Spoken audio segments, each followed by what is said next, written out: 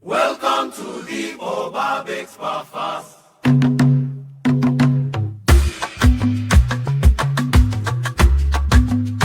Where Africa speaks and thinks aloud. Across Africa, knowledge has always traveled through conversation, through story, rhythm, memory, and debate. Under trees, in communities, across generations. This podcast continues that tradition in a digital age.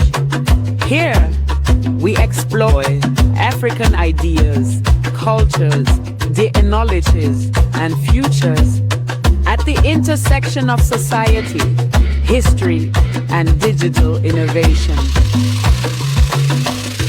BaobobX Podcast is a space for scholars, creators, and thinkers to reflect, question, and imagine as Africa's knowledge enters global networked worlds.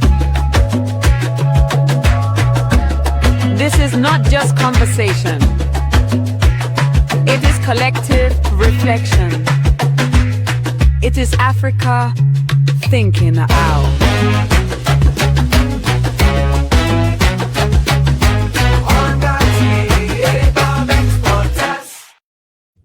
Okay, a very good evening, ladies and gentlemen. Thank you so much for joining us. This is the BaobobX podcast, and this is Welcome to the African Digital Humanities at the University of South Africa. If you're joining us for the first time, welcome. If you've been following us for some time, welcome back, and we're looking forward to another engaging session of our podcast series in the African Digital Humanities.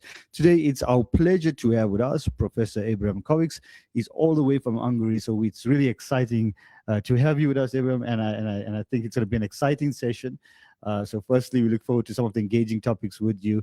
And first, I'll say thank you and welcome to UNISA. You know, I know it's your first time at UNISA, so welcome to UNISA, one of the oldest distance learning universities in the world. We just celebrated 150 years. And not to make you a bit scared, we also have more than 450,000 students at UNISA, so it's quite a large number. So we're looking forward to an engaging session with you. For those that are joining us live, please remember, put your comments on, your questions, comments on the chat, and we will field the questions and comments from the chat. So we've got quite an exciting session for us today. The topic for us that we're discussing today is exposing the hidden beliefs of religious studies scholars, a physical chemist's contribution to the study of religion. And I know that many of you have already seen the impressive bio of Professor BaobobX, but I just want to read a little bit for you so that you know who he is. BaobobX is an esteemed professor in 3 countries, Hungary, Romania, and Slovakia. BaobobX is the chair and professor of religion and theology at Brecon Reformed University, Hungary, and head of doctoral school Reformed Theology. He's also the chair and professor of history of religion. BaobobX earned degrees in history, comparative theology of religion, and theology. He also studied at Tübingen, Germany, and is well known in various circles of the science of religion. Currently, he is the president of the Hungarian Association for the Academic Study of Religion and a member of the ESR. And he was a guest and visiting professor at Yale University, Pretoria University, as well as many other universities. And he's recognized by the prestigious Fulbright Visiting Scholars Award, which enabled him to do some research in Princeton University in 2008 and 2016. So you can see that we've got quite an impressive guest with us today and at the University of South Africa. So once again, thank you so much. Maybe I can ask you just to briefly introduce yourself. Tell us a little bit about what you do before you get into your paper itself. We got into very much to the heart of my paper, because I think it's personal knowledge is what I'm getting at in my lecture, and I think person is very important. So, well, as I've been introduced, my background is comes from 3 different directions. I got a degree in history, so I was trained as a historian, and at the very same time I got a degree in divinity or theology, Christian theology. That's important to add. Yeah. When we come to the study of religion or world religions or religions as such. And then also I did religious studies at Princeton and also at Edinburgh University, which did make very great impact on my life, not to say that. Wow, that sounds impressive. Please let me hand over the platform to us. You lead us in discussion. And for those that are watching us, you never know. We have a surprise visitor. And I'm hoping that the professor who's sitting here with us today will have the opportunity to engage with us in the Q&A. So just stay tuned, stay with us, and you never know who will join us a little later. Please, Professor Abram, the floor is now yours. Okay, thanks very much. First of all, to the audience, I've got to admit something that I'm very uncomfortable with this situation, and I apologize for any kind of mistakes I make because I never had in my life this kind of setup to talk to people that there's hardly anybody in the class, and I'm talking to angels and being and ghosts or actually human people. I'm sorry, you've got to get used to my way of sarcasm.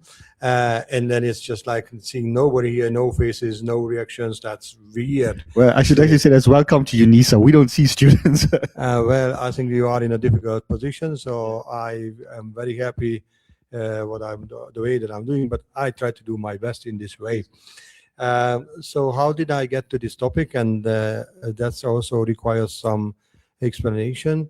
And what I would like to do is it comes from a lived experience. It has not been mentioned, but it's important that I've been in the top leadership of the European Association for the Academic Study of Religion. And I was at the birth of it in Cambridge when there was this attack on the towers. I didn't believe that was true. I thought it's like a King Kong movie or something like that. And it was long, almost 3 decades or close to that ago. And so I've been watching one of the most prestigious religious studies group developing in Europe under the umbrella of the International Association for the History of Religion. And this is like been almost like a 30 years of journey. And it's been very interesting to do for me unwillingly field research at conferences. This is something probably would surprise you. Field research at conferences. So like, a folklorist or anthropologist, cultural anthropologist going to the woods and meeting the indigenous people and that. So I was literally speaking, in the woods or the bushes, you would probably use this in Africa, of the scholars. And then subconsciously, I was studying them. So what was this study about? And this brings me to today's picture or scenery. That I constantly come up with and I was wondering also about, how scholars competed for gaining the attention of the other persons, other scholars. They were trying to come up with better and better ideas about how they studied religion. And this made me think a lot about what's going on. And I enjoyed being in the presidency of our society for 6 years. I was one of the vice presidents.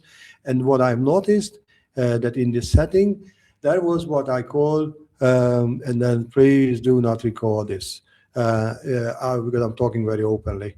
And it was like I sense a kind of secularist move in the study of religion from certain areas of Europe, which meant, which made me think, and what are these issues that I kind of encountered? First of all, objectivity. That's going to be the key or backbone of my lecture. So I often heard this term of objectivity, neutrality, and different methodologies were presented to me since my student years. And then, of course, at conferences, I found those kind of things very, very compelling. And I've learned a lot from that. Yet I had the feeling that certain groups, being a vice president, you could see that certain groups were pushing their agendas in the society forwards. And then it was quite interesting to see that their view, their outlook on how to do proper studies of religion. And I felt a little bit sometimes unease with certain groups of people, very vocal, extremely smart people, much smarter than me, I must say. Yet I was taken aback by the sort of, how to say it softly, by the firmness of their, that's the best way of saying, either whether they said it explicitly or not, that's the best way to study religion, or they implied it. that was something that was a little bit too much for me. Let me give you an example, not how should I say it without naming the person, or you would get it easily. Somebody from the leadership, okay, now I switch the topic, from the leadership, and it's not true, so I'm making it up, so you won't figure this out. From the leadership, so somebody says, a very top leadership of the ESR, are we not all sociologists of religions? And then I was baffled at the conference that, excuse me, I mean, is it, when we study religion, is it only sociology? So how about cultural anthropology? How about psychology? How about, history of religion, which clearly contributed a lot to the emergence of the science of religion, the very enterprise that we are doing in Europe. That's why the International Association still kept its name, because the history of religion was, I mean, those scholars of classical studies and Oriental studies, they were very influential in the establishment of the pursuit of knowing more about religion. Right. And of course, it comes from the Christendom, Europe-centric, if you like. So I was like, how can you claim that, how can one segment of studying religion, or say the science of religion, in Africa you say you use probably religion studies or religious studies, especially religion studies kind of baffles me, but it's something, a term that I need to get used to here in South Africa. But if we mean the religious studies, religion studies, and science of religion, let's say we mean the same. So you cannot, any of these groups cannot claim, exclusive stances in terms of approach, methodology, and so forth. And oftentimes with top leaders, that's what I have noticed. That's the first thing. The second thing that I have noticed is the strong animosity towards Christianity, especially in the Middle Age, what I'm now belonging, or vintage group. Not the very old ones, actually, some of the founding fathers, because I know their life story, so it's very interesting that where they come from. And then the generation after us, so there is this tendency towards, a very negative tendency towards Christendom, which was ruling, you say, ideology of Europe, if you like, or Christianity. And then, of course, that's theology. And I said, wow, this is quite interesting, so why not? And in the society, what I noticed, if somebody came by chance to the conferences and then had a contribution as coming from these kind of theological backgrounds, which was actually a significant part of our history, I mean, the society's history, then that person was kind of excluded or was not objective. Why? Because he or she was theologian. So it's a face at event, presenting something at an objective, scientific, critical conference when there is nothing like that, or nothing like that should happen. I do see, because I studied at New College Edinburgh, a faculty is called Faculty of Divinity. Ironically, the religious studies is larger than the theology, or at least as big as that. But it was very interesting for me there also to see the antagonism between the two camps. And me being actually a scholar of religion and also a theologian, as a historian as well, I found that non-productive. The second is that what I also noticed in these circles, that if somebody came from a Hindu background and was an adherent of one form of Hinduism, did not get the same kind of criticism. So I said, what is this Janus face kind of phenomenon in the society is happening? So these kind of things made me think a lot. Of course, there were many other inputs throughout my career. That is there such thing as what we call objectivity? Because these scholars coming from very different corners of academic fields with excellent training and mindset, seems to me that they are emanating a message very strongly, or transmitting or sending a message that, there is such as naturality, so the neutrality and objectivity. This is what I like to challenge in my lecture. The lecture would be consisting of two major parts. And then if you have a look at the title that I gave, something like exposing the hidden beliefs of religious studies scholars. So I already mentioned that I don't believe implicitly, I don't believe that there is a scholar without any kind of belief. our face. We can play with the two words. And then the other, that leads me to a critical analysis coming from an angle of a Hungarian-born scientist, philosopher, chemist. His name is Michael Polanyi, Polanyi Mihály in Hungarian. And I think his contribution to the philosophy of science back to 1952, to which I will refer, is fantastic.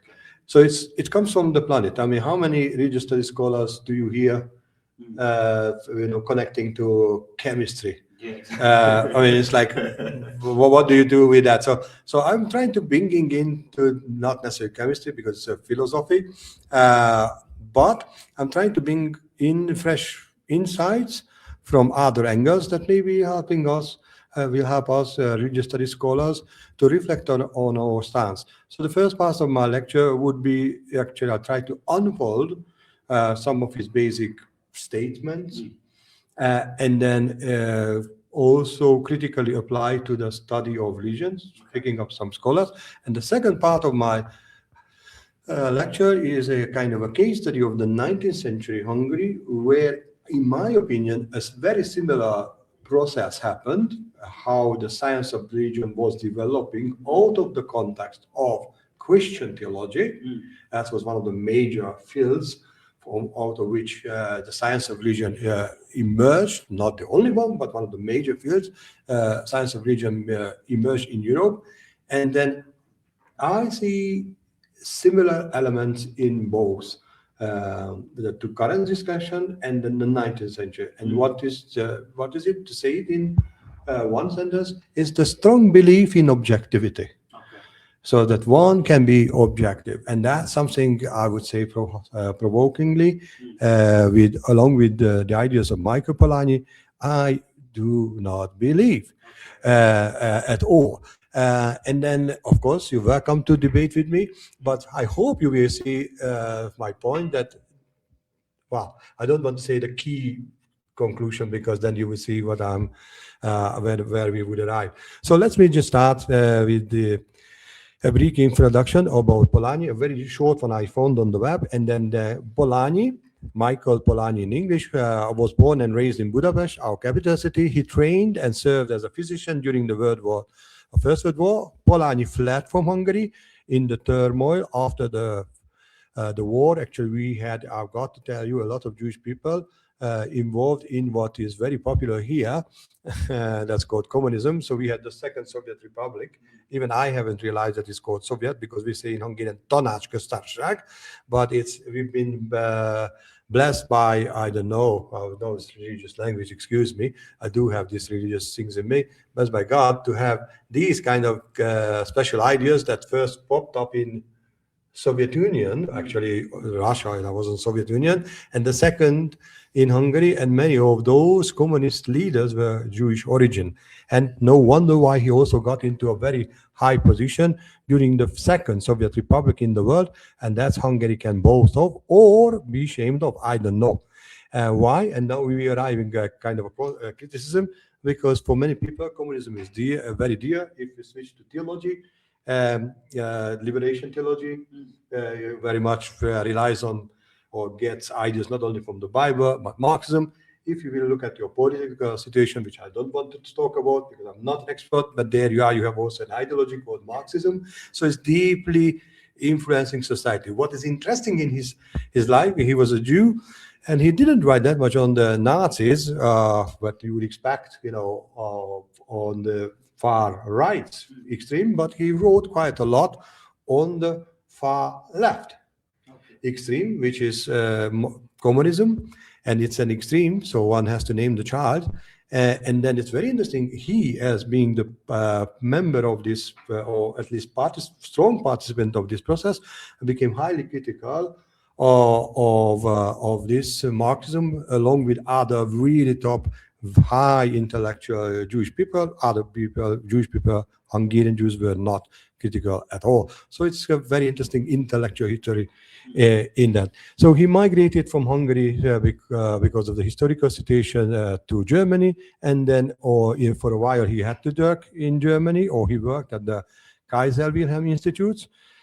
as a chemistry researcher, so it's very important chemistry. And then he moved to the United Kingdom. I almost said United States. It did happen to many Hungarian Jews, but it's United Kingdom, to the University of Manchester. Then he produced outstanding research in chemistry until 1950, and then started to shift his attention in interest towards science, politics, economics, eventually philosophy. He was the brother of Karl Polanyi, and Michael and Magda Polanyi had two children, one of whom, John Polanyi, later was in 1983, was given a Nobel Prize in chemistry. So it's a very, very intellectual family. So I could go on into the details, but what I have just like to underline about the philosophy, that post-critical philosophy of Polanyi developed, and what it was motivated, says here, by the horrors of the 20th century with the two world wars and the rise of totalitarianism. I know that some of you like say totalitarianism was only the Nazis, but I said no, it is the communists as well. So it's both are totalitarian. And as well as the popularity of the misleading accounts of science, and that's we get at, found in both positivist and Marxist philosophy. So Polanyi developed an innovative account of human knowing. So how do we know? And that is very important in religious studies, that how do we know what we know? It's a kind of epistemology. And of course, I wonder if somebody, let me not be misunderstood, if you are an ethnographer or a historian of the religion, or say sociologist of religion, that is maybe a little bit closer, but I wonder to what degree are these scholars, when they are pursuing their own research, are they actually philosophizing about how they do it? Of course, we can get in this state to the point of methodology, and this is a kind of philosophizing. But the question is that how deep is this philosophizing about how we are gaining knowledge, how we are hoping to get proper knowledge about the phenomenon, which we even haven't talked about, haven't defined or attempted to define, that is religion. So in order, and then he goes on, or the webpage goes on, but I agree with this, in order to overcome the inherited dichotomy of subjective objective, of course, I will play with this two, or use this terminology, subjective versus objective knowledge, that separates facts from values. He proposed, and this is very important because this is at the heart of what he is getting at, all knowledge is personal.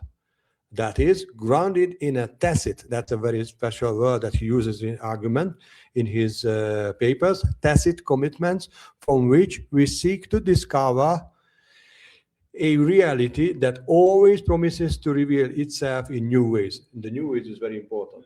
So personal knowledge is very important. So he doesn't say here subjective for the sake of, but it's a gross generalization, for the sake of being understood. It's like it's personal, and if something is personal, it's subjective. But obviously, as I said, he's trying to get out of the two, so subjective, objective kind of dichotomy. So there is this tacit commitment that which we each one of has, and then we will discover reality, say the reality of religion, whatever we understand by religion, whatever aspect of religion we do research, and then we can always find new ways. That's why I think the religious study is fascinating and fantastic, because it has got manifold or many facets or faces. And then I arrive to a very provoking statement, but I'm not going into that direction. As a side, thought-provoking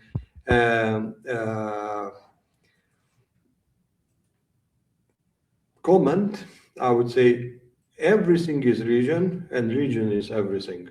This is a very harsh and so provoking statement, I know, but everything is religion and religion is everything.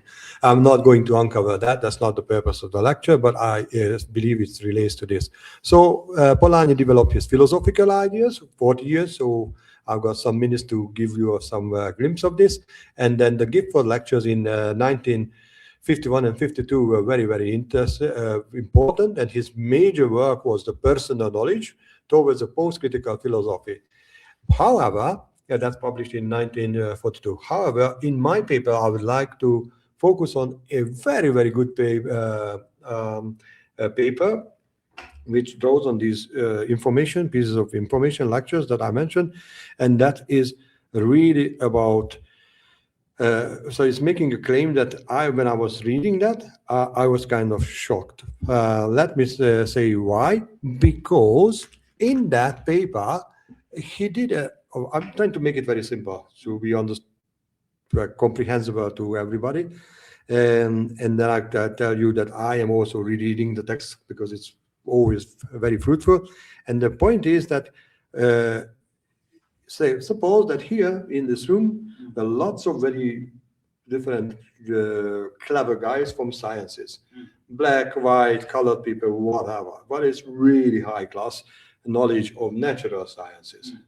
And what would you think of yourself? I mean, you are almost like a Nobel Prize winner family, like the Polanyi family. So you would obviously think very high of yourself. Why? Because of your genius, the knowledge, achievement, and so forth. So therefore, you would say that what I'm saying is like that. It's probably like that, and it's good, and it's true, and it's real. And then this is something you would be and it's what I believe in as a scientist, and in such a such way this chemistry experiment should be conducted, or then it is true. So I mean, you would be talking with firmness and authority, and then what is it? What is happening there? You have a strong belief. Okay. Then let's move to the second group of people. We are in Africa. That's quite interesting. I think he used Evans Pritchard's research, very famous scholar of region, who was studying the Azanda, a group of tribal people who went into magic. And he looked at how magic functioned among those people, and the interpretation of magic functioned as well. And what I found really, really shocking and how to say that, thought revealing and very thought provoking, that Polanyi put those elitist group and these people whom not only, so probably most of the layers, regardless of color, they would look down on people who are like indigenous, magic, animistic or whatever. He doesn't use the word animism, but it's like would look down. I mean, how can you say that belief, on one hand, that is the belief of the scientist, and the belief of an African tribe has got a lots of similarities, the functionality. And that put the bug into my ear when I was reading the article. I said, wow, this is a very daring step. I mean, how on earth can you pull this together? And he did it actually very, very, very successfully. So let me just refer back to the context of the European Association or Society. Then as it was being formed, and I was exempt from Donald Weave's influence. That's very interesting to see why, because I talked to the colleagues of my age, and then he's been to many other countries, but not that influential in Hungary at all.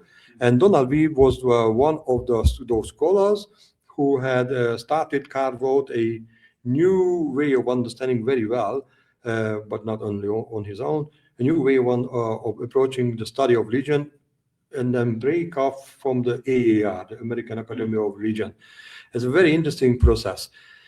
When he came to Europe in the 90s, a lot of my fellow peer friends who are into top leadership in the different European societies were in these camps or study groups that he organized, as we were being open to the science of religion, how it is done by the Western Europe, and not as if the socialists didn't have that, or post-communist countries didn't have that, but a lot of people were influenced by him. And then what I noticed, that even if he broke off from the, say, ELIA, the influenced American Academy of Religion, which was somehow very heavily criticized and rightfully criticized, yet what he was doing, was like, to me, it's like, is there any difference between that group that he's criticizing and what he's deciding or he's doing when he's developing his methodology or way of studying religion? So I believe that here it says, that Donald Weeb and many other peoples in current religious study circles in Europe, I would say, my own context, they are the heirs of the scientific enlightenment. So they believe in the objectivity of reason and ignore, in my opinion, a self-reflective mode of being on faith and belief. So what is their stance? This phenomenon, in my opinion, is not helping the academic studies of religions or religious studies or studying religious traditions. Such scholars like Weeb uphold objectivity, methodology, critical approaches as if they were, I'm ironic, magical items which are not to be questioned and are exempt from scrutiny. Koku von Stuckrad, a younger generation scholar, a scholar from a younger generation, among many, offered an excellent critique of Donald Weeb and his very close friend, Martin Luther. They published a lot about their academic stance. He wrote, quote, "The article entitled Religious Studies as a Scientific Discipline, the Persistence of a Delusion, comes in the classical philosophical argumentation with conclusion that follow logically from assumptions that are claimed to have an initial plausibility," unquote. He also pointed out, quote, "Throughout their article, Martin and Weber refer to scientific study of religion as something that would use empirical methods of natural sciences," unquote. It will be seen in the case studies as well that I will probably give you some glimpse, not a full-scale lecture, how science of religion developed in the 19th century Hungary and how Hungarian scholars encountered much the same and very similar issue, that they believe that studying religion could be positivist, empirical, objectively. It is possible to do that. And then we are talking about 19th century scholars, but this the same happened in Germany as well or other countries. But I have the Hungarian example. I know it very well. And then we are in the 21st century. Have we made any progress? Are we not still kind of in the same shoe of believing in the, let me be so provocative, believing in the objectivity, the myth of objectivity, so positivist approach? And that's what I like to challenge. I believe that most of Western scholars, like Cornelius Petrus, a Dutch scholar, one of the founding fathers of science religion next to Max Muller, and many others were in the same shoe. They were also using a positivist kind of approach, philosophy of knowing how to know things, which based on empirical evidence. For instance, it's very well known that which is absolutely compelling, yet one could have questions. Max Muller, linguist, and how he proved with comparative, actually linguistic, that how comparative religion could come to the surface, and that was very, very, very good.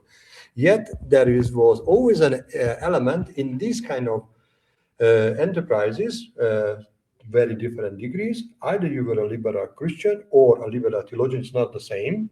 They always came to the conclusion that Christianity was the pinnacle of the pyramid of the whatever way they built it up of religion. So Christianity was the best religion.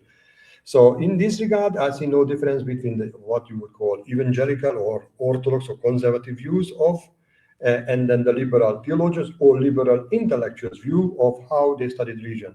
What is also interesting, staying with that side, which contributed, that's definitely the liberal side, contributed to the study of religion, is that that they really strongly believed, and that comes up in the second part of the lecture, that they really believe that it is possible to study the phenomena of religion with empirical methods. That's how actually theological discipline developed. Not many people, theologians, reflected on why and how these disciplines of theology, is it really theology what they're doing, or Religionswissenschaft, or what else? Even if it's a 19th century topic, but I think many people would understand before unfolding that one, that I'll jump a little bit further, I would like to also get back to the basic points of Polanyi. In his famous article, The Stability of Beliefs, published in the British Journal for the Philosophy of Science, so it's basically, it's nothing to do with, not much, that much to do with humanity, but it's on the border of natural sciences and humanity. He stated, quote, there are two ways, and this is very important. There are two ways of holding beliefs. Some are held by the explicit confession, or explicit, sorry, profession of certain articles of faith, as the Apostles' Creed, when recited in the words of the Book of Common Prayer. So, in other words, there is faith or belief, but he uses very interestingly the word belief. So there's this, I would say, belief with religious connotation. And then this is interesting. The other form of belief is held implicitly by reliance on a particular conceptual framework by which all experience is interpreted. This is pretty philosophical. Let me read it again. That's the other side is very important for us.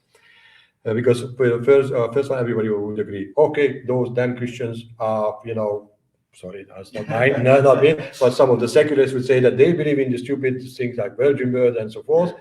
It's an arrogance from a religious studies scholar to or have this attitude, because it's a respect, they say it, but question whether they really practice it.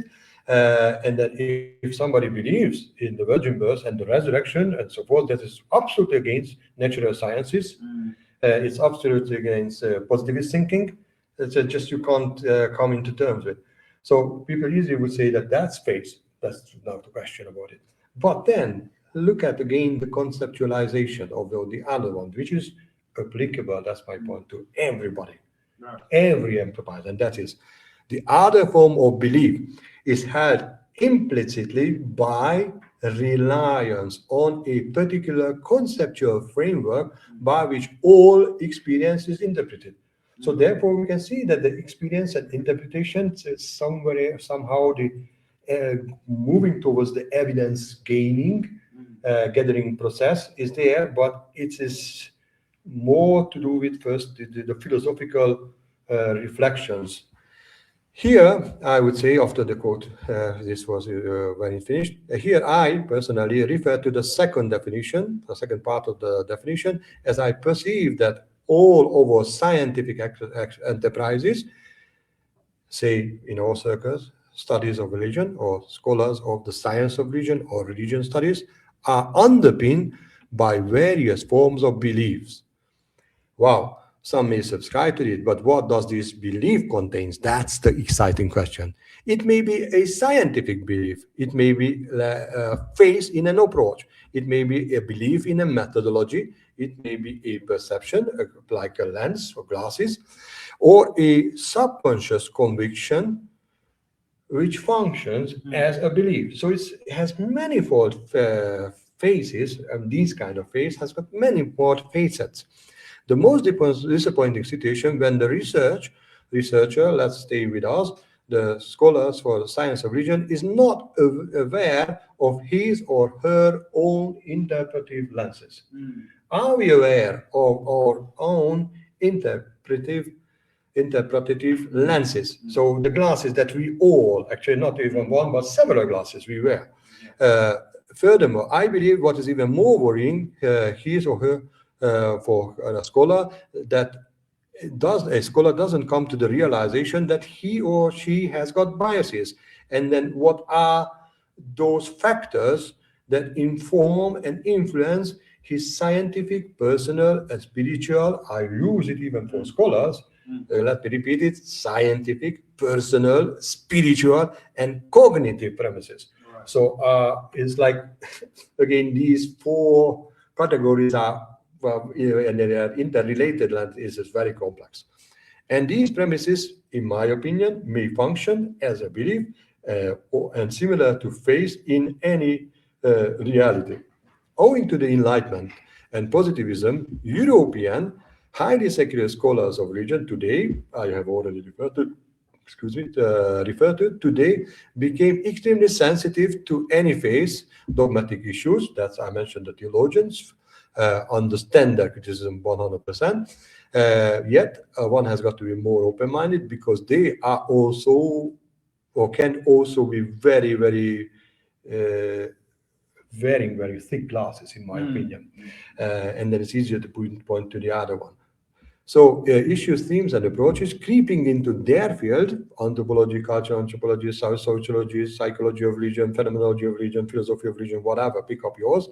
But at the same time, they failed to realize their own belief system. What I mean belief system? Scientific, personal, spiritual, cognitive premises of the researcher, him or herself. This investigating scientific system is often laid its foundation in the myths, that's my criticism, of objectivism that lingered in the European intellectual sphere since Enlightenment, and more than that, gained full currency in the course of the 19th century positivism. That's when our subject area evolved. I would like to challenge this scientific attitude. I have already done it in many ways, and this one is often responsible for a non-self-reflective approach. Or more precisely, let me repeat myself, it lacks the self-critical stance, even a kind of sarcasm, or I would say a bitter criticism of one's own approach to religion within the subject area. It's extremely rare that I found scholars who've been bittingly and sarcastically reflecting on their own methodologies. It's very, very, very rare. So they don't see the pitfalls of their own stuff, what they're doing. So the positive assumption since Comte lingers on and creeps into many academic disciplines, ours as well, where critical thinking, fashionable word for religious studies scholars, that is scaring me, it as a to some degree, to me, it's a cheap talk. So this critical, the phrase and the reciting that it's critical thinking became an idol. Permit me to say, like almost like if you were a religious person, a Christian, unquestionable God for any adherents of religions, who should not necessarily be Christians, or an untouchable taboo. So no questionable, because I'm saying the word, I'm having critical studies. So therefore, everybody in the room is silent because I'm critical. But excuse me, in what sense are you critical? Yeah. If you are not critical of your own stance and then not unfolded. Of course, you cannot expect a scholar in every single lecture, he or she reveals her biases. But let me just refer, it's in my paper as well, one of my teachers, Jim Cox, Professor Cox, he's retiring now, retired long years ago. He's 80, or was 80 last year. I never forget it as a young student. He talked about his own biases when he was studying the, what's the name of this group in the northern Inuits of Alaska. So, and then he was actually spelling out at the beginning of the article that these are my biases. It's almost like getting naked in front of the in front of the audience, and then people. I mean, I never heard anything like that. Never. And I said, wow, this is really good. Of course, at the time, I didn't have this kind of reflection, but I said, yes, we have got lenses. So let me just give some kind of summary to this. Many historians, liberal theologians, philosophers, socialists, classicists, philosophists of ancient languages, Orientalists, and all these people who study religion often fall into, I keep repeating, to the trap or the self-bragging exercise that they believe that that's the best way to understand what they call religion. It is one of the good ways, but the only way, I don't believe that. And this region is an ever fascinating, I would say, an elusive term, ever-changing ephemeral entity. This very fact of the existence of the debate what religion is, because it's still going on in religious studies, or what constitutes a religion, is an evidence to it. So therefore, nobody can claim that he or she or that methodology possesses. On the one hand, to give one definition of religion as a normative one, or to endeavor to work out a working tool to grasp the reality of religion, whatever is understood by reality, is in a sense, or to say, is a futile endeavor. Wow, depressing statement.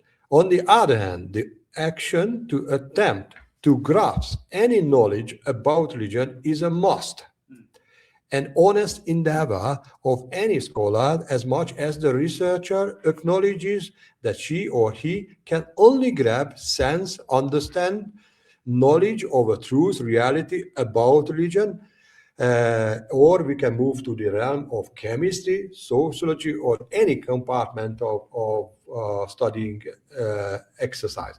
So we have got partial knowledge.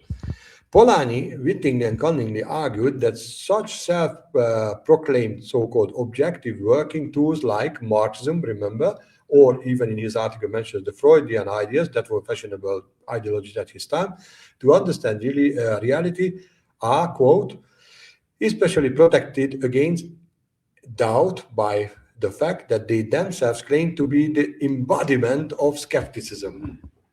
So there he mentioned two ideas, and then the two ideas actually were created by fellow Jewish people. It is like it's a taboo, what I have referred to, or the unquestionable God. So it's something that cannot be sensed or questioned. Right. And the ideology function, like even the critical, so-called critical aspect, can be. But anything, in my opinion and his opinion, should be exposed to critical evaluation, especially of our own biases. So while claiming to be to have objective methods and ideologies, they fall into the trap of creating a new interpretative framework, which is not more than another belief system.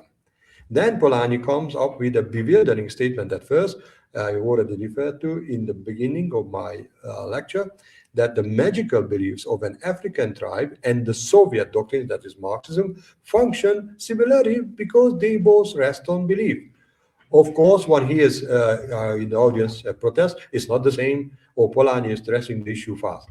Well, let me give you two citations that helps you, and I'll switch some parts of my paper. To see where Polanyi is getting at, is best to cite the core of his argumentation. And this is very, very important. This is philosophical, but very helpful. Quote, I hold that propositions embodied in natural science are not derived by any definite rule from the data of experience, and that they can neither be verified nor falsified by experience according to any definite rule. This is really, really challenging. Let me just repeat it, because if you really think about it, I hold, and he's talking about not religious studies of humanities, where you can repeat the part, but something like natural sciences, I mean, the core sciences, they are very exact. There's no question when they say it's there, this way is this way. So he says, I hold that the propositions embodied in natural science are not derived by any definite rule from data of experience, and they can neither be verified nor falsified by experience according to any definite rule. Then he moves on. Discovery, verification, falsification proceed according to certain maxims which cannot be precisely formulated and still less proved or disproved, because it's a video, by the way, and that's me adding it, and the application of which relies on every case on personal judgment exercise by ourselves. These maxims and the art of interpreting them may be said to constitute the premises of science. But, and this is very surprising, but I prefer to call them our scientific beliefs. Unquote. I stop here. So try to offer some explanation. So in other words, what in my interpretation he is going to say, or he's saying, is that the premises that a natural scientist has about something is a belief, and this belief functions the same way as the belief of a religious person and the scholar who studies religious studies, who studies a particular religious phenomenon. So, and this is really, really so provoking, because that puts everybody into the same shoe to some degree. Let me continue the quote. These premises or beliefs are embodied in a tradition, the tradition of science. So in other words, if you discover something, I stop with the quotation. If you discover something, what is the reaction of the community? You say that, oh, what has been so far is not good. I'm having a very good idea or different idea. Then you go against a tradition. What? No, it's my saying. A tradition of religious peoples who are natural scientists sitting in this very room, and then you, as a young scholar or whatever, visiting scholar, all of a sudden have an enlightenment, of course, and they say that no, whatever you say is wrong, or at least maybe it's right, but I think the way that I interpret a experimental thing, it's also right. And then if you go against that tradition, that causes an upheaval. So basically, faith is there, and the tradition aspect of a science community, just like in religious circles, he doesn't explore on that one, but that would be worth of exploring how the tradition, the cohesion of the believers of natural scientists as believers are functioning. But let me switch back to the quote. The continued quotation comes. The continued existence of science is an expression of the fact that there exists a group of people, customarily described as scientists, who are agreed in accepting one tradition, that they trust each other to be informed by this tradition. But for the continued coherence of scientific opinion, which governs scientific life, that he's talking about natural sciences, not our let me not qualify and not be sarcastic about our enterprise, scientific life, the meaning such terms as scientific statement or scientist would lose most of their present connotation and find their meaning reduced to little or nothing. The whole idiom of science in which the interpretative framework is expressed would lose its character of a living and authoritative language.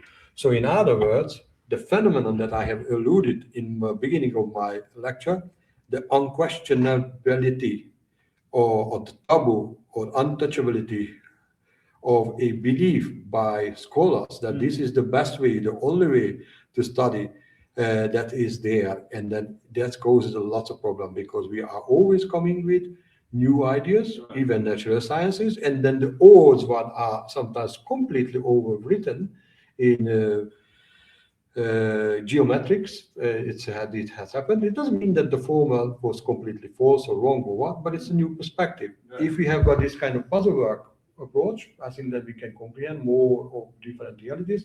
If we are exclusive, that causes a problem. So I argue that the belief and the faith of the scientist, be it a natural scientist or a scholar of humanities, is a decisive factor in any academic and scientific work. Following Michael Polanyi's argument, the inherited belief in the midst of the objectivism that coming from the Enlightenment portrays itself as, quote, carrying out an analysis in science in objective terms. They may pretend that science is not concerned with truth and only makes provisional statements as to provide stimulus for new experiments. Furthermore, he said, they may say that science is a free creation of mind forming part of a conventional game, or that its value lies entirely in its usefulness.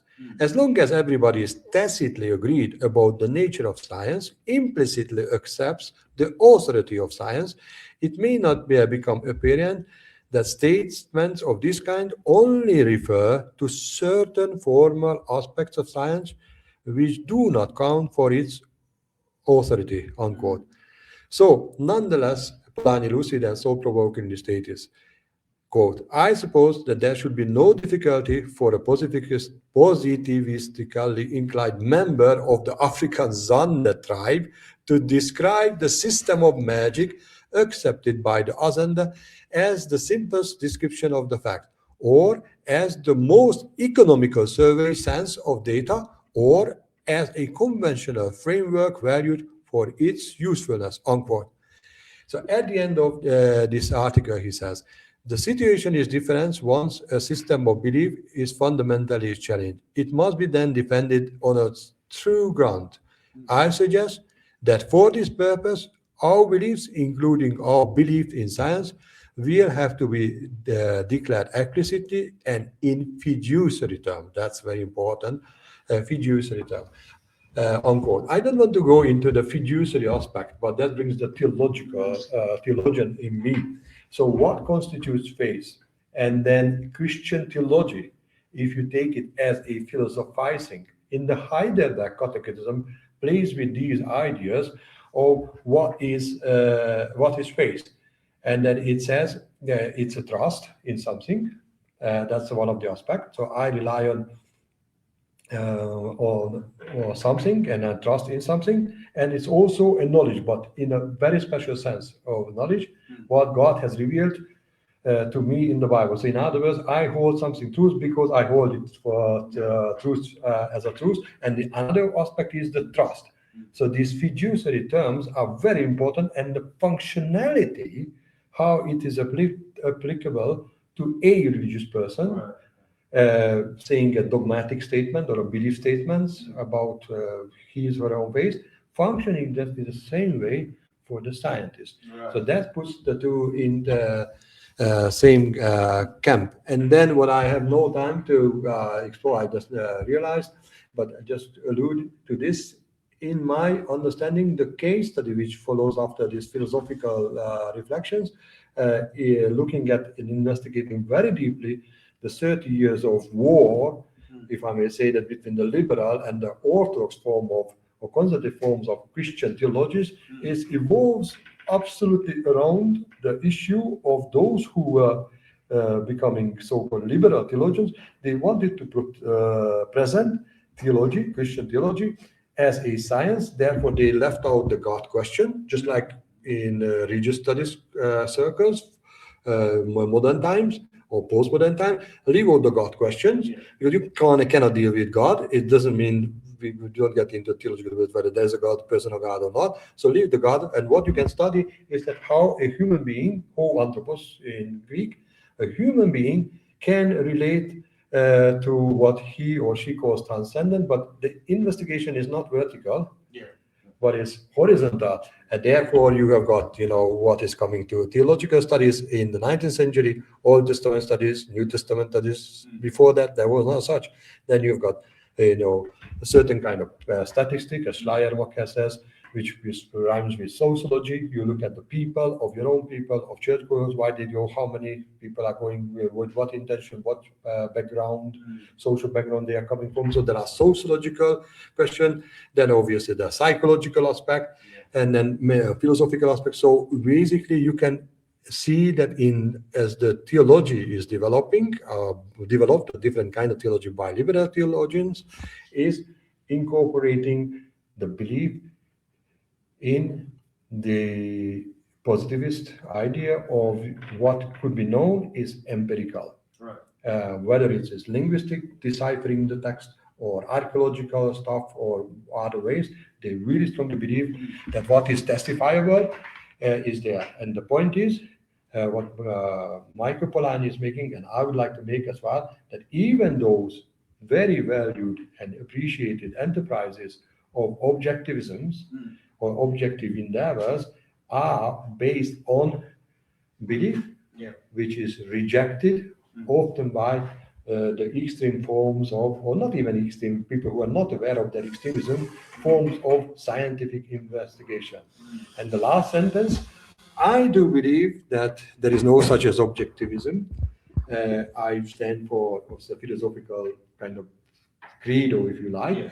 But what I do believe, that is, I mentioned it, that every single scholars of religion or scholar must, it is a very important, try to be at least as possible neutral and objective. So the two statements that I made may be contradicting, but I am holding it together. So I am holding it together. Thanks very much for your attention. Thank you so much. I mean, that was amazing. I love the way you kind of contradicted the entire approach on one end. Objectivity, but aren't you holding a belief of objectivity at the end of the day? And I think that's an interesting point that you brought across. I mean, whether you're a religious studies scholar, but the entire system of belief is the same for a scientist as well. I mean, yeah. So I think this is a fascinating discussion. So thank you so much for that, opening up those points. And I know I'm going to invite Professor Crystal Lombard to join us. Ladies and gentlemen, we do have Professor Crystal Lombard with us, and I'm going to invite him to join us. David, if you don't mind, David, is just to get this camera right for us here. The camera is a bit focused, so I think it's got the AI elements on the camera. If you don't mind, just refocusing the camera for us on the screen. So thank you so much. So I think this is quite a fascinating paper, fascinating discussion. It borders on a lot on a method, theory, methodology and theory, and the approaches to the study of religion specifically. And this is something that we have been debating in a lot in religious studies. Abraham, we've been debating this even in the South African context on religious studies approach, its distinction between theology. And I think you threw some an entire mixture into the approach now itself, because to some extent, the question of, do we study this completely scientifically, and your idea is scientifically is still a belief system. And when you've been speaking, I've been thinking about a little bit about David Chirister's ideas that Coca-Cola is a religion, football is a religion, Tupperware is a religion.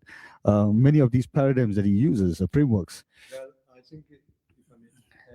I think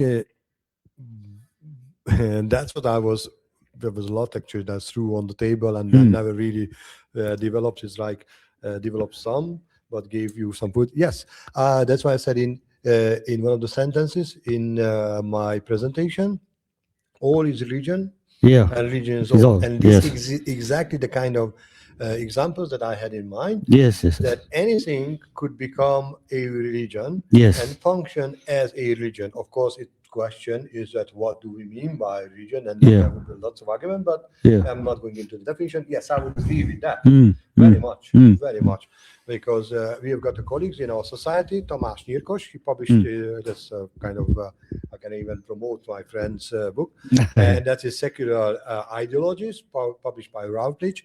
It's very interesting to see that how wokeism or LMBTQ or Barcelona football, soccer, fans, and many others could become or function as a region. And that brings in many aspects of the issues that have been discussed by very different scholars from various angles: quasi-region, pseudo-region, secular region. That's the title of his book.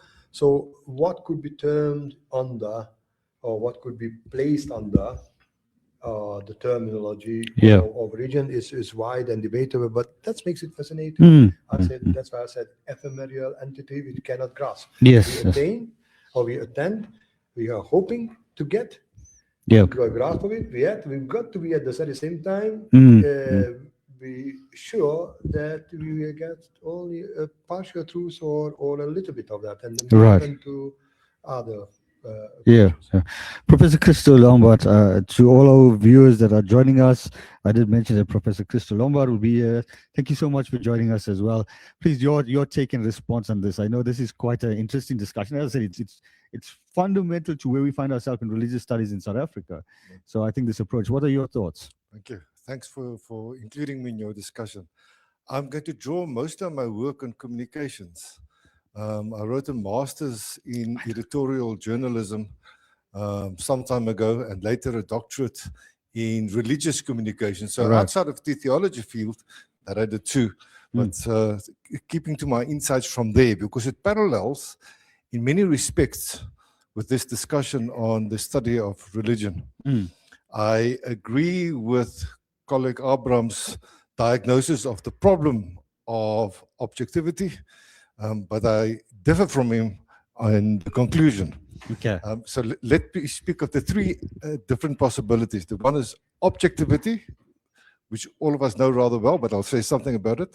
And then as an alternative, subjectivity, and then as something which I think is a closer solution, not the final solution, but the closest solution to the problem of understanding. The ideals of objectivity were all noble. There was no evil intent. The idea was to study religion or any aspect of life that you want to study in such a way that my prejudices, my ideas do not influence what I study, but then when I study a table, I will describe the table as it is, not as the table means for me, etc. I try to describe the table as it is and analyze its components and how it came into being without any influence of myself. I put in my publications, I put towards my colleagues and my students what a table is. Those were the noble intentions.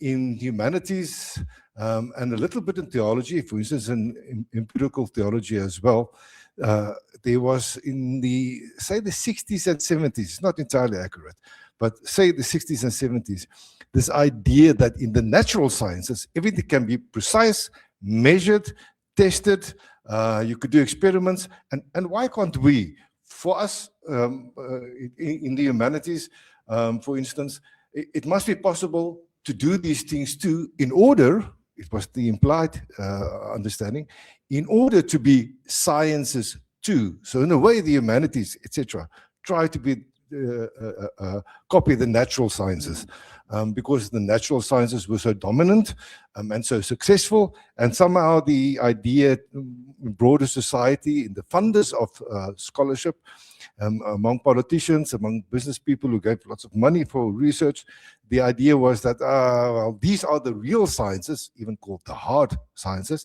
And then you have the soft science, a little bit, not soft-minded, but not as important, not as accurate, etc. It doesn't bring as clear understanding. So those were the ideals. That was the ideal world of objectivity, which fits very well in the ideals of what is called modernism. Postmodernism, which is a softer version of modernism, realizing that there's no such thing as of existing without relationality.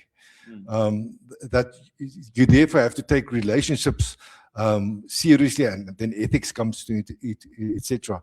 For instance, back to the example of the table. The table is only a table because I am there. If there are no humans, there are no tables. So we created it. So there's no such thing as a table that exists without it, us making use of it and it means something to us. Of course, if you speak about natural phenomena, the discussion is a little bit different, but let's keep to the example of the table. Then the next step within this postmodern thinking was, well, in reality, it is almost as if there is no table, almost. Because I see the table and I see something that I can sit and write on and read it, etc. But if you are somebody who's a handyman, you see the table and say, good construction. If you come from a farming background, you look at it and you say, nice quality wood or bad quality wood or fake wood, some compressed something or other. If you live in a different kind of civilization, you see this table, nice stuff to make fire with. So to put it too extreme, but just to make the point, the postmodern view was that there is no such thing as an objective reality. The table only exists in its relation to me and what I do to it, want to do it with, what I see in it, that determines the existence of the table. What is the meaning of the table? Whether I even see the table or not. Then so you have the objective reality, which fits within modernism, and then the completely subjective reality, which fits into postmodernism, which makes me as the individual, as the interpreter, the final determiner of truth. So in other words, religion is my belief, the way that I see it, and you can believe it you like, but this is my way, and it makes discussion on what is right and wrong almost impossible, because the conclusion pretty soon is reached that whatever you say, you can say that, and I believe my way, you believe your way, and we all have. It doesn't work. Nobody lives like that. But for a long time, for about a century, that was the dominant form of thinking, that this, in the broader humanities, this is how relationality works. This is how reality works. However, let's use the example of religion. None of us believe in such a way that we can relativize ourselves to the point of nothingness. I say none of us. There are one or two exceptions, usually in the UK. But none of us believe in such a way that you think, for instance, if you are an atheist, you do not for one instance think that there is perhaps a God and that I should, you concretely believe there is no God. There's nothing. There's no life after death, for instance. So you take it very concretely. If you are a committed Christian to the sense that you always also want to become a missionary, putting your life at stake, certainly you let go of the comforts of life, very difficult intercultural situations, for instance, then this is not something that you do because you are part of some relative or something relative. You believe very firmly that this is my religious conviction, whichever it is, and I'm going to dedicate my life to this completely. As two extreme examples, but exactly that. Illustrating exactly this, that people believe these things quite concretely. So therefore, the idea that religion is simply something relative doesn't work. The same with, for instance, the table. That the table is just something relative. It's whatever you make of it, it doesn't work. So in the humanities, the way of thinking about it, you can call it a solution, but a soft solution, that works very well in relation to journalism, for instance, is that you do not work with objectivity. It's impossible. You do not work with subjectivity. That's also impossible, because not only me, but you work with intersubjectivity. So I come with my understanding of the table and I explain it to you, and then you say, yes, but your understanding of the table and your understanding of the table. And then we get the sense that there are other possibilities that we can deal with. So in our shared understanding, we come to some understanding of what are the possible meanings of table. It doesn't mean all meanings of table work. If somebody comes and says, table is an instrument to fly to the moon, you say, maybe in science fiction, or what is that old movie, Bang, Bang, Chitty, Chitty, Bang, Bang. Maybe in that, but it's clearly fantasy. So it doesn't really mean that. So the category of the erroneous doesn't fall away, or the category of the dishonest doesn't fall away. So I can try to sell somebody a table as very expensive, very high quality wood, but the moment you get somebody here as part of our intersubjective group who knows about wood, would say, no, that's not true. And then we share in that knowledge. So intersubjectivity takes us away from the difficulties of modernity, that means of objectivity, and the difficulties of postmodernity, that means the fully subjectivity. We try to come to some shared understanding. Always a difficult with that, and people say, yes, but then you have nothing concrete to attach it to. But that's not true either, because all of us have certain fundamental beliefs which we will not step beyond, the kind of life and death questions, of which extreme examples work rather well, but let's leave that for the moment. So to summarize, modernism, objectivity, you can describe the table as it is. Subjectivity, postmodernism, I can only describe the table as I see it and as you see it, and it's completely relative in our understanding. But as a more mature form of understanding these things, intersubjectivity.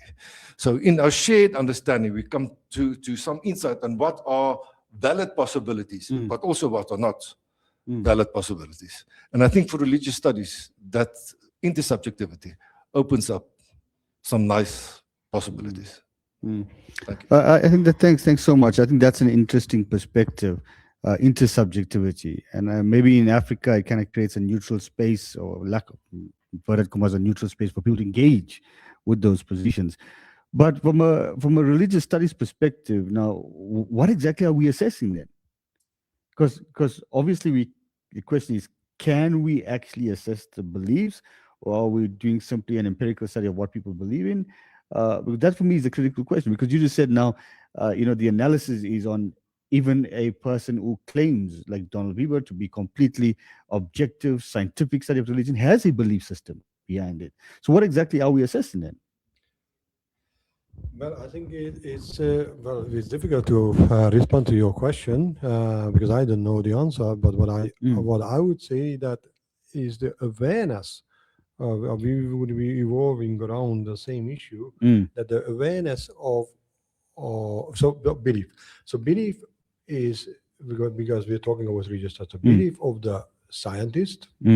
That's one realm of talking about belief, and then belief of those that we are studying, and that's another issue. So if we stay with that belief issue and question, that the belief of the scientist, how much is that is informative of for her own research, I think I wouldn't use the word assessing, because that would be like that would have a qualitative measurement. To me, at least, I'm not a native speaker, or assessing whether it's good or not. So it would be in qualifying aspect. So I think what we are getting at is basically is that I'd rather use this word, that basically we've got to be aware of this kind of dichotomy that Polanyi said. I said it so provokingly, that there is no such thing as objectivity. As Professor Lombard said, that I was maybe a little bit pushing it towards to the subjectivity. The subjectivity exists.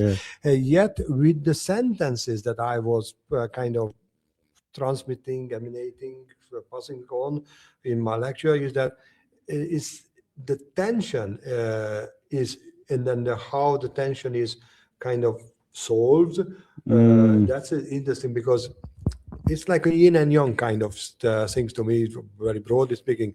So you cannot be objective, but I said it's a must for religious studies scholar to endeavor to pursue. So, and then that's a contradicting situation. So in that would mean implies that in idea there is objectivity. So there is a table, but in the very moment you could say that there's no a table, but because there are tables, and then at the moment when I say table, your mind, my mind, his mind, everybody's mind pictures a very different table.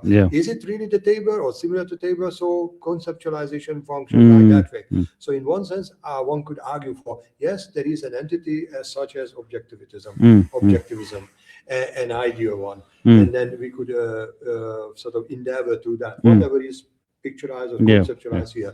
On the other hand, we've got to be aware of that full sort of grasp of reality. I use these words, reality, entity, whatever.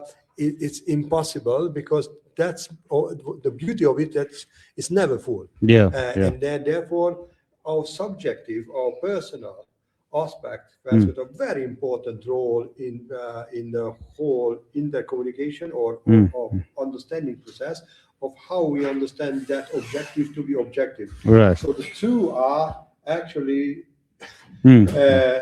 maybe it's better to say, I'm thinking aloud, contemplating, pondering with you, that maybe it's better to say not it's a dichotomy, but that they are kind of mutual. It's a creative tension between this. And if you are aware of the variations of these different stances and the interrelatedness of this, and then how, or let's use the word, the intersubjectivity, or the subjectivity of you and me and him, and that can create something of trying to understand the objective as it is thought to be objective. But this is really kind of almost an impossible enterprise. It's similar to me, let me jump a big one, it's like to the God question. Propose that there is a God, but how people comprehend it and understand that entity, there's hundreds of thousands of theories or imagination and so forth. But it's imagined as well as much, we could say, sorry for religious people, but for the sake of science, that you imagine something and then it's like the table. But the way that it is understood, or he or she is understood, is so manifold. And then there is an imagined reality, which we think it's there. And it's a real reality, but other people say that that's not the way that I imagine, because then subjectively this school of thought developed that. What brings me to tomorrow's lecture, which is very interesting, when it's becoming is that how you perceive an entity across different kind of perception, philosophies, religious traditions. And when it comes to the God question, I think it's one of the most fascinating things, because in some sense it resembles what you think is to be known, is viewed in very, very, very different ways and in different traditions. That is what is shocking to me and surprising and beautiful. In very different schools of thoughts in India, you may find very similar thoughts in Islam, an area that you would never expect, or other forms of religions, if you take them as philosophies about realities. And then this could be kind of the larger conceptual framework for what I would say for our discussion, that objectivity and subjectivity is interrelational. Moving on, then intersubjectivity is helpful, but what is very important to me, and then I kept coming back, that I still feel that that if we say that we can grasp something entirely and that is the truth, then we are making a big mistake. If you say that we can grasp something and we have got a partial truth, I think that is productive, because that allows for interaction with other knowledges. So I think going to Professor Christo Lombard's example of the table. So for religious studies scholars come from, we're really not debating the table, we're debating perceptions about the table to some extent. That's a religious studies scholars' duty. Because we can't, how you perceive the table, and I perceive the table may be completely different. We do acknowledge the fact that there's a table. But from a religious studies scholar perspective, then the question is, how is that table being perceived? And the implications of that. And in our discussions, we come to a kind of a shared, more fuller understanding than only my understanding. So the extreme postmodernist, only my understanding, and of which the extreme is that there's in fact nothing except what I put in my language and my understanding. One of the mistakes that people sometimes make is that they have the idea that in this discussions on postmodernism in extreme forms, not in many forms, but in some extreme forms, it is as if reality doesn't exist. But I mean, there's a common sense way of living that this table exists apart from me. If I were never born, this table would still be here. So we shouldn't make the mistake to think that there's a reality that doesn't exist apart from us. Of course, we know nihilism and those philosophical thoughts, all very interesting. But from day-to-day existence, there's something that exists. What is not possible is to describe that this table in such a way that I describe it objectively. So I capture in my language, in my concepts, in my communication, all aspects of what this piece of wood is. So the idea of objectivity, or the word that you used, neutrality, that doesn't exist. You're always committed. Along with that, one of the mistakes of modernism and of postmodernism is that to assume that it is possible to live without the metaphysical. So you have the physical, but it's impossible to live without, that it is possible to live without the metaphysical. That was for a long time understanding, a pre-understanding, a basic understanding of reality in sciences. But that doesn't work. And even on TikTok now these days, these things are circulating. The one guy formulates it very clearly, briefly. Big philosophy, big thoughts, but he summarizes it in this way. So this is not my ideas, my summary. This is his summary.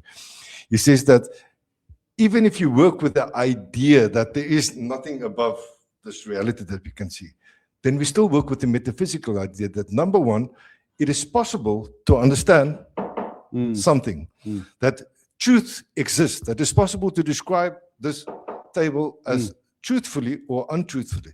That truth claim is a metaphysical claim. The fact that I think that I can understand it is also a metaphysical claim. The idea that it is good to understand the table as it is also a metaphysical claim. Already the father of rationalism, Immanuel Kant, made the point that the choice for rationalism itself can, in the end, long argument, not be rationally founded. It is a choice that you make, that we're going to follow this frame of reference, this paradigm of understanding, and apply it to everything. So there's always metaphysical aspects in everything that we do, and we have to acknowledge that, even though we do not see it, do not perceive it. A very handy concept was coined by a British philosopher of religion, in fact, more a phenomenologist, phenomenologist Yeah. of religion, Yeah. Edward Bailey. Mm. He coined the concept of implicit Mm. religion. Mm. That often there's religion about around us in all aspects, but we simply do not acknowledge it. And there are other ways. Habermas, with his shortly after 9/11, a few years after 9/11, who put post-secularism on the table. The idea had existed before, but he popularized the idea in a way that really took off. Yeah. The reality is that our human world is filled with religion completely in everything that we understand, in the language that we use, in our habits and our clothing, etc. It's impossible to live without religious dimensions. You can even make a joke of it. As somebody who I know likes to joke, she says, "Thank God I'm an atheist." But the very fact that you acknowledge that there's something, it gives you power above. Even if you do not acknowledge the existence of God at all, our human existence is so drenched in this phenomenon of religiosity that it's impossible to exist from it. Most people in South Africa, 97% of the population demographically adhere to a formal religion. Internationally, 85% of the global population adhere to one of the formal religions. So this idea of humanity that is possible or desirable for us to live without religious commitments doesn't work. Even amongst those of us, especially amongst those of us who follow one of the religious traditions. But even if you say an atheist, even if you were to say that you are an atheist, then you should at least acknowledge that the position of atheism is a position on faith or on God. It's not a position on nothing. So it is related to religion. And the moment something is related to religion, then to say it is not religious becomes very difficult. I know atheists like to say, no, atheism is not a religion, it's the absence of religion. So, okay, that's fine. I buy that argument. But if your position is that God doesn't exist, religions shouldn't exist, or religions are false, or etc., then it is a position that you take over against metaphysical claims. And pretty soon that position parallels religion so dramatically that it's very difficult to sustain the argument that atheism is not a religion. I get what you mean. I know we're running out of time, but I want to ask this last question to maybe both of you can respond. You know, in the current state in South Africa, and I think in Europe as well, you know, religious studies is in a decline. Student numbers are not as high as it was before, and it goes across many of the humanities subjects. But when we start thinking of the interdisciplinary approach to the study of religion, and maybe I say multidisciplinary as well, and you start thinking of the natural sciences, you start thinking of computers, you start computer sciences, etc., environmental sciences. There's a shift towards this multi-inter and transdisciplinary study so that we bring students into the discipline. And in order for it to grow sustainable, in order for it to, well, you know, this neoliberal to financially viable as an institution. What does that mean for it then if we talk about this whole idea and this approach that you put on the table? How do we then approach this multi-inter and transdisciplinary study of religion? Well, that's a quite interesting question, and I like it because I experience it. And as you've noticed, I think we three of us probably are passionate about religious studies, whatever is behind our passion, but we are. And then I remember that once I was asked during my Edinburgh University time that what's the use of religious studies? And then the simple answer I gave to to the person who interviewed me, I said, look at this beautiful lady. So, wow. So what's that? And then, and you know what she became? A banker. And then I taught her as a student, well, not a banker, a top manager of a top retail. I've got also a banker, right? But she is a beautiful lady, a top, you know, businesswoman, really first class. And I say, that's it. She will be advertising the use of religious studies. For what? She knows it exactly. So, of course, you would come up with lots of examples of what's the use of religious studies for business, computer science, and so forth, because you have to sell the product of interdisciplinary. And so I could argue for that, I think, either badly or wrongly, to integrate with the idea of all is religion. And then you could make interesting claims. But the point is that religion permeates everything. It's in culture, in every single culture, not just Christian culture, in every single culture. So therefore, let's stay with this lady. I told her, if you ever become a rich, woman, you will be sponsoring my conferences. Why? Because it is the task of the elite, of the economic elite and so forth to build Taj Mahal. So what is Taj Mahal? Is it like a scientific something not aesthetically not enjoyable something, or it is something which is good for the art, good for the heart, beautiful, aesthetic, and so forth. Of course, there's many aspects of it. I am the emperor, very powerful, blah blah blah.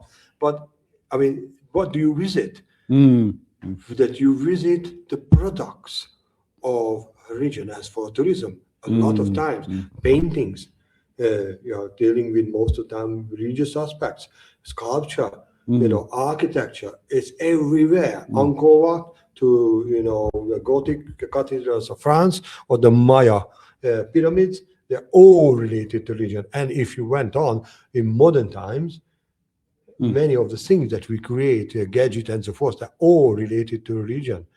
And then that's why I think it's quite interesting to talk about that religion is all is religion, because in this way, if you have get this kind of approach, it's possible to invite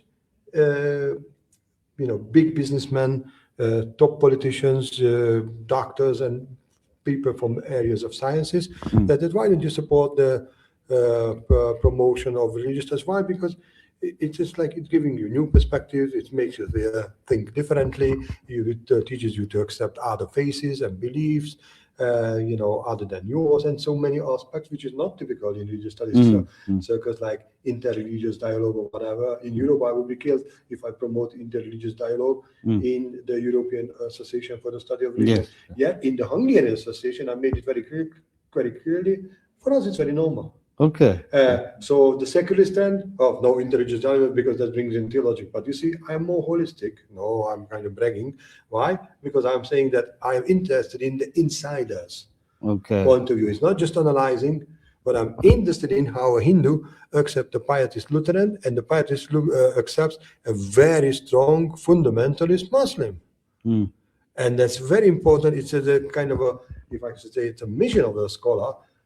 To build bridges between different faiths, and it's not just scholarly abstract research, but it's also help people to live peacefully next to one another and learn from the other. So that's a kind of I would say, in some sense, I would say it's a mission, and I have learned a lot from that because of different modes of thinking, different belief systems, different scholarly approaches, but also as from a Sufi, you can learn. And that's what I think religious studies scholars, I didn't touch upon that, where it's always a ever debated issue. To what degree can you know religion if you're not practicing it? Maybe I should develop in the European Association for the Study of Religion and lecture that what degree can you be a good scholar if you're not practicing a religion? And you know what I would say? Some of my colleagues in the very top ESR leadership, okay, they don't practice, say, happy clappy charismatics, or what is it, or Hare Krishna. Oh well, there we are. A lot of guys come from Hare Krishna movement. Let me tell you, no names. A lot of guys on the top Europeans. This is not recorded. Come from sects and cults. I know people, names, and it's going to be published when I die. You mean new religious movement? And new religious movement, and there's a lot of scholars who are adhering to from paganism. Even you can see that in the meetings or executive meetings, but nobody tells against anything about that kind of dressing. That's a kind of absolutely clear statement of a Celtic faith or ancient Baltic religion. But if you walk in, say, from a country of European country in Hare Krishna robes, that's you're not scholarly. Or if you are coming in a Hare Krishna robe from one of the Asian society, I mean, so the not Hare Krishna, Muslim, but not Muslim, Hindu robes, then you are accepted as a scholar. But if you are doing it from a European context, Well, and then brings in the interesting question. The study of religion could be the epidemic I haven't touched upon, the Sitzimleben I'm going to touch upon tomorrow's lecture. So is it only that, distancing, bracketing, or is it not a big challenge that to try to enter to Sufism, to try to enter to happy, clappy, charismatic? Imagine a Sufi entering a happy, clappy, charismatic, or vice versa. This is like crossing borders. It's almost impossible. Yet, that's the challenge. These kind of similar challenges we scholars experience that, I never thought the social religion aspect is so useful, because I've always studied this text. Or I always studied the text as so good, but this kind of philosophy, wow, this is really kind of contributing a lot. So moving across disciplines, approaches, faith beliefs, I think it's very, very, very important. And then that's what people don't dare to do in religious studies, because if I say I'm religious, then I'm getting into trouble, which I think is rubbish, because everybody is ultimately, as Professor Lombard said, has got, obviously in a very broad sense, some sign of a religious. And the easiest example is politics is a religion, one of the most passionate. Have you ever seen anybody who is in the intellectual circle is not really passionate about politics? Politics is a form of religion. And then I published a lot. I invite the audience.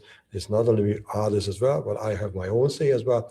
Marxism or communism functions as a quasi-religion with the Trinity, with the doctrine, with the liturgy, and so forth.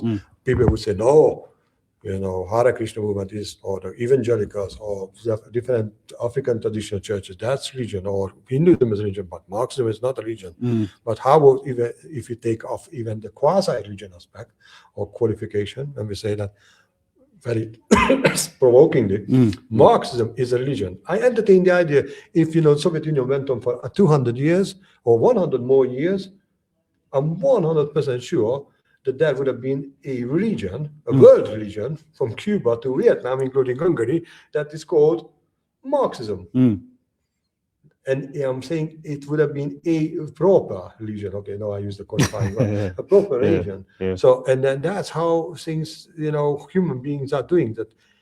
And that brings me last sentence from a very different aspect. I do agree with Professor Lombard that brings in the transcendent element, not necessarily, or the metaphysical, not necessarily the transcendent leading towards God's questions, but the transcendent is part of human life, and that permeates religiosity so much, or spirituality so much, that is impossible to avoid. If you look at different kind of movies of secular topics, it's always a recurring thing. And it's none of the world religions mentioned, but it's new forms of religions are constantly being formed. And that shows the innate interest and also capacity of human being trying to grasp something of the unknown, the metaphysical. And it can move towards the religious, ethical issues, but it could move into physics, chemistry. That is also metaphysical. And then the interrelatedness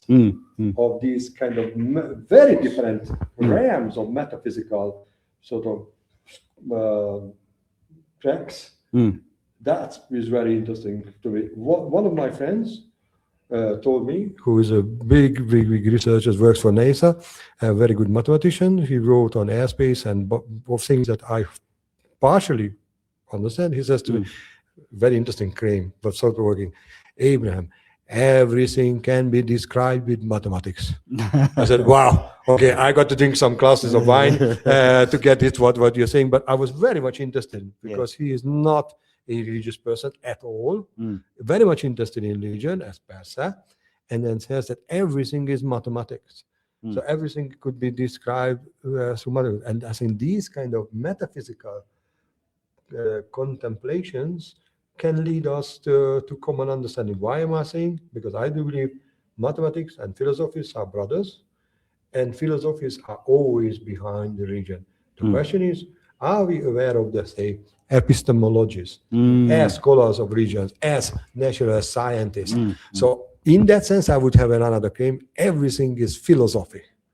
Everything is philosophy, because behind of any kind of methodology that we work out has got to be, or should be, a very well thought, and oftentimes it's not even with me, I'm self-critical, a very well thought system of argumentation that definitely requires a very good knowledge of philosophy. And in that sense, philosophy is the essence of life, and mathematics is philosophy. Therefore, I could subscribe to my friend's view. Mathematics is the essence of life.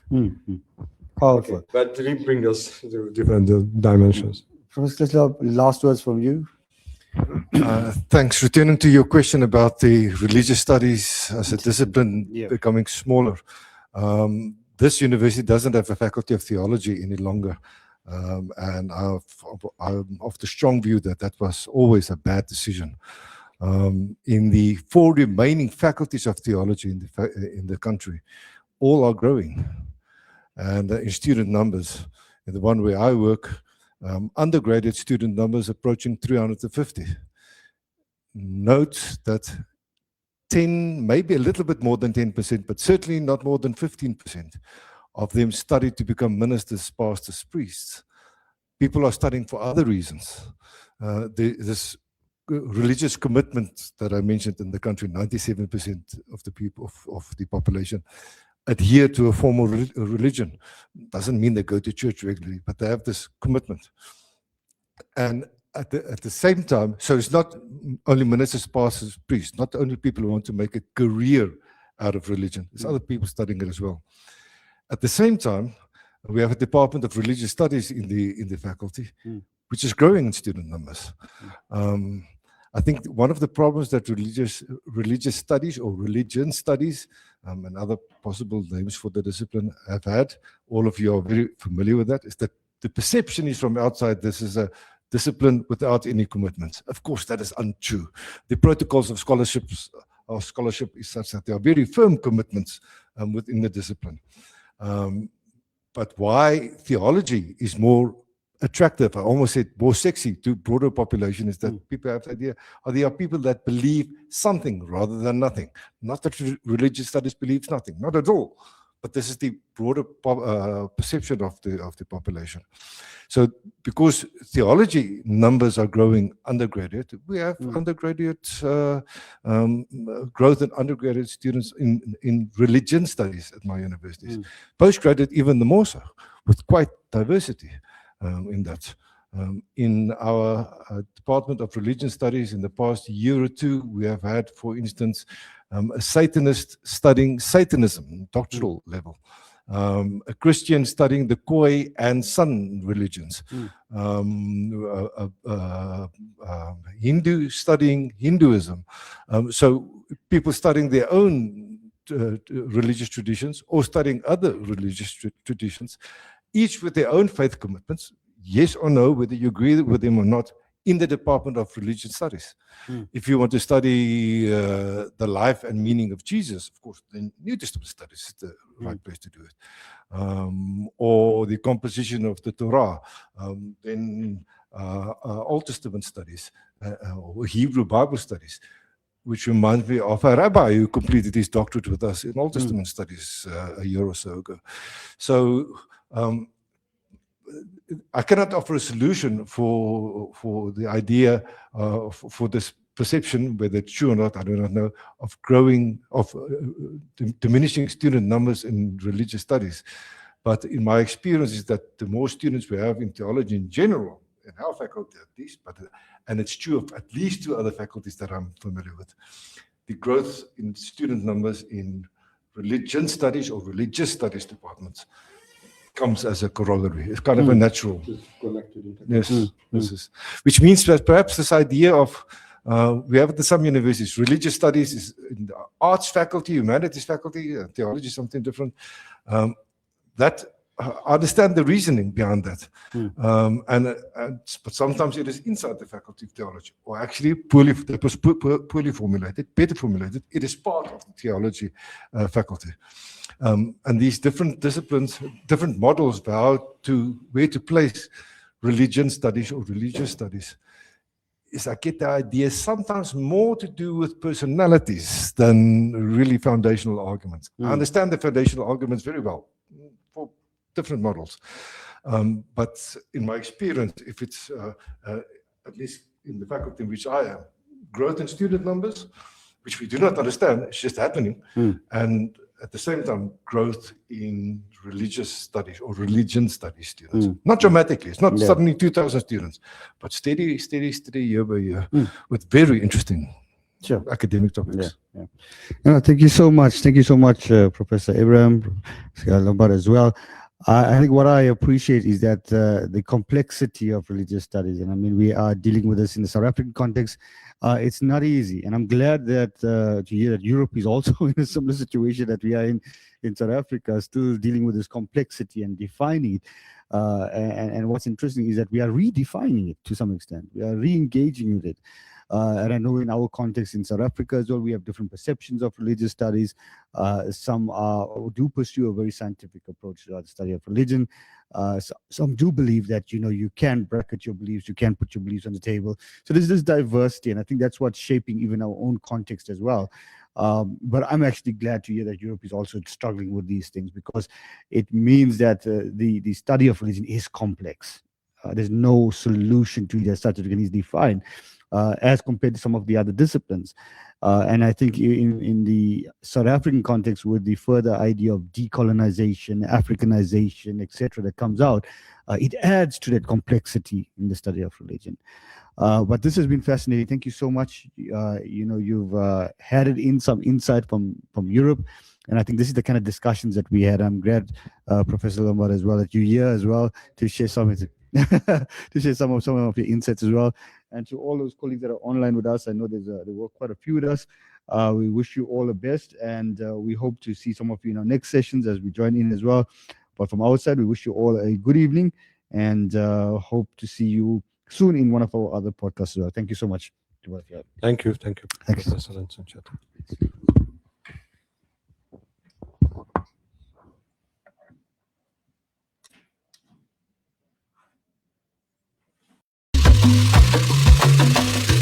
BaobobX Podcast is a space for scholars, creators, and thinkers to reflect, question, and imagine as Africa's knowledge enters global networked worlds. This is not just conversation. It is collective reflection. It is Africa thinking out.